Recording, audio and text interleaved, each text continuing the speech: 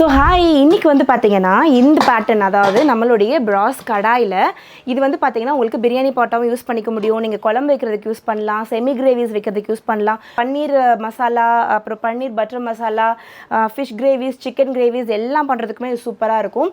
So இந்த கடாய் வந்து பார்த்தீங்கன்னா உங்களுக்கு இந்த மாதிரி உங்களுக்கு வந்து ஃப்ளாட் பாட்டமில் காஸ்டிங் ப்ராஸில் உங்களுக்கு வந்து ஹேண்டில்ஸ் வந்துடும். லிட்டு வந்து உங்களுக்கு ஈயம் பூசியே வந்திருக்கும். ஸோ உங்களுக்கு நல்லா க்ளோஸ் பண்ணி வந்து குக் பண்ணுறதுக்கு கம்ஃபர்டபுளாக இருக்கும்.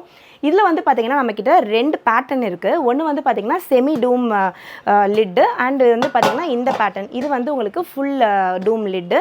ஸோ உங்களுடைய கம்ஃபர்டபுள் உங்களுக்கு பிடிச்ச மாதிரி நீங்கள் வந்து இதை பை பண்ணிக்கலாம். ஸோ ரொம்ப கம்ஃபர்டபுளாகவே இருக்கும்.